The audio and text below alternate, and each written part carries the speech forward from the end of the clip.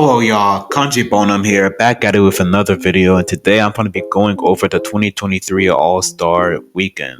Now, in this review, I'm going to be going over what I like, what I dislike, the future additions I like to see, and some miscellaneous facts to go along with it. So if you like this, please hit a like button, and let's get into it.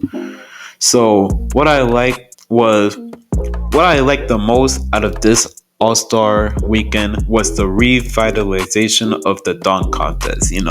Shout out to that boy McClund, because he really brought the energy and excitement back that we haven't seen in the past 2 seasons. The past 2 seasons were awful. I'm gonna just say that. Nobody barely knew who the dunkers were. The dunks were really mid. NFT types, it was just bad. But McClund came in, bring in the excitement, and it was overall a good dunk contest. And it wasn't even McClund too. I say Trey Murphy had an underrated performance. I really liked the dunks, especially the first dunk with Alvarado. That was a very creative setup, and I think he had a very underrated performance too.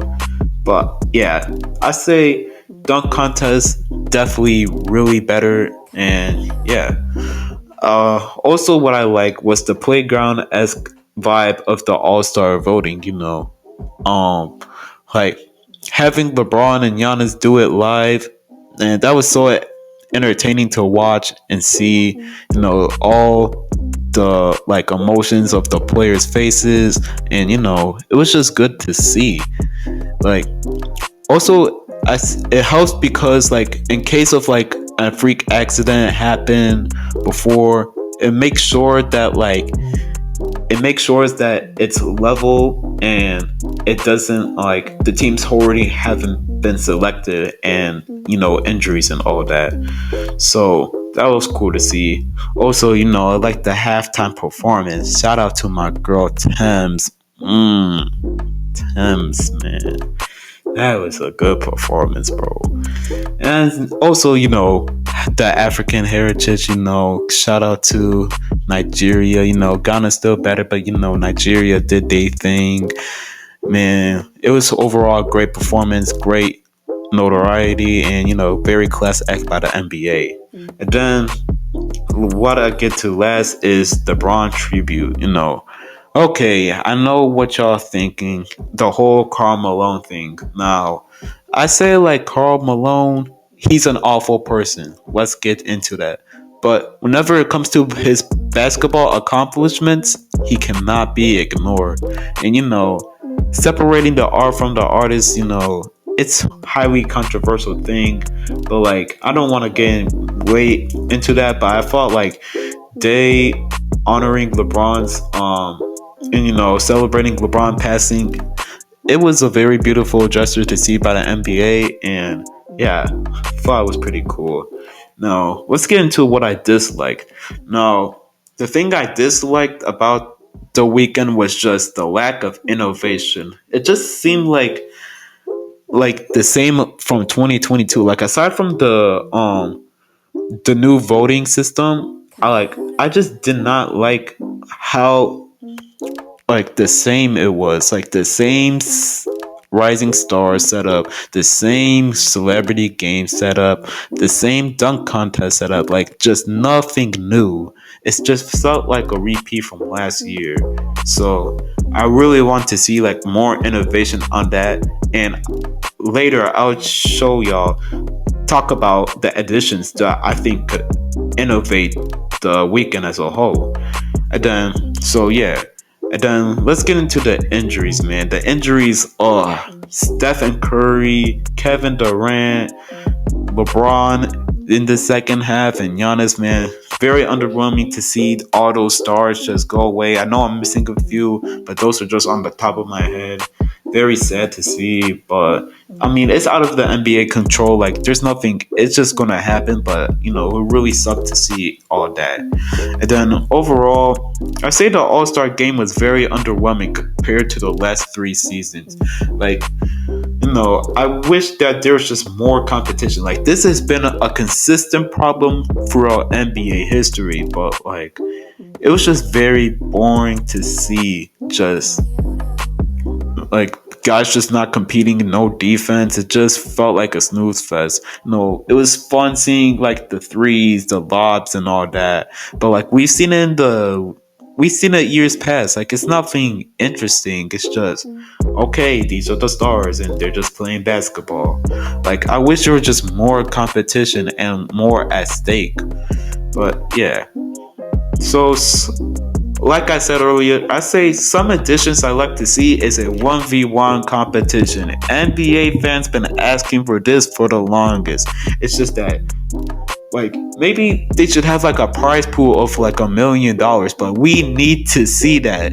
You know how many ratings that could come up just seeing that 1v1 competition? Like imagine Jokic versus Embiid, Giannis versus AD, LeBron versus Steph, like well, Kyrie versus Steph, LeBron versus KD, man, it would be so damn fun to see. Even role players, like I wouldn't even mind role players. I like to see the best NBA players, the best one-on-one NBA players just go against each other and face off. That's 1v1 category on YouTube pops off. Imagine that in the NBA. Like it would be so fun to see, and hopefully we get it one day. And then also, sorry about that. Another addition I like to see is to get professional dunkers in the dunk contest. Like, not to discredit the other two, but like they were boring. Like, I think I got this idea from I think Swish Al, I believe. I'm not sure, but like maybe have the competition with like two NBA players and then two professional dunkers, and then they battle it out. That would be so fun to watch because it incentivizes the NBA players to pull out so they don't get embarrassed, and it motivates the professional dunkers to go off to expand their popularity. So it'll be a win-win on both sides. So NBA gotta get on that. Now, for the third edition, I say we need to get some more well-known celebrities. All right, I'm not gonna try and disrespect, but like I barely knew any of the celebrities that were playing in the game. They need to get some more noticeable celebrities in there. Like put in Kai Cenat. I was actually surprised. Like with Kai's popularity increasing right now, I was actually surprised he wasn't even invited. Also, maybe like people like Cash Nasty.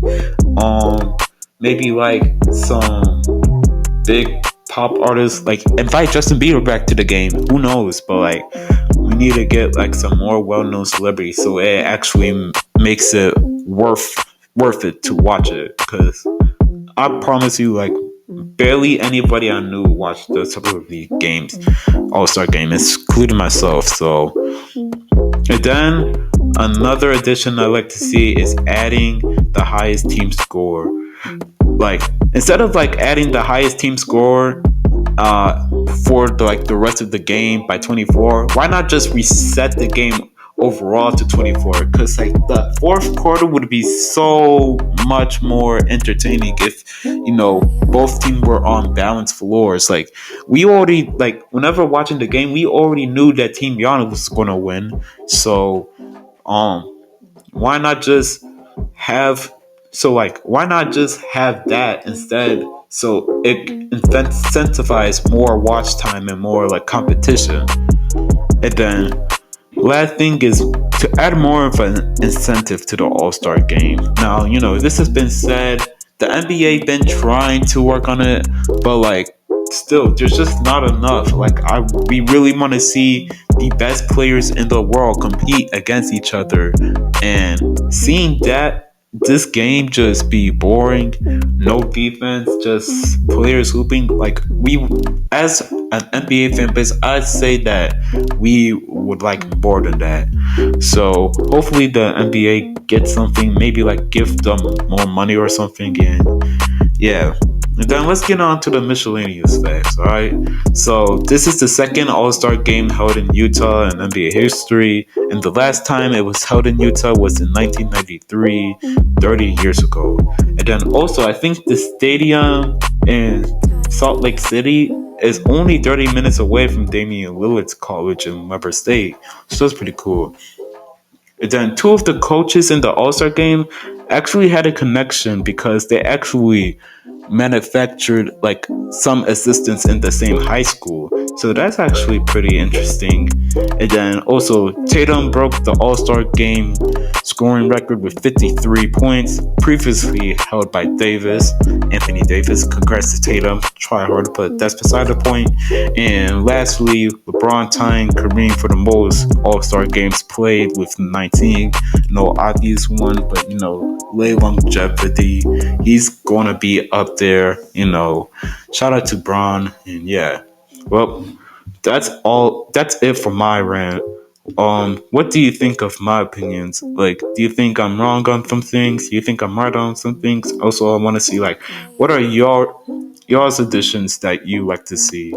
Like, there's so much that can be done and manipulated with the All-Star weekend, and it's always a fun.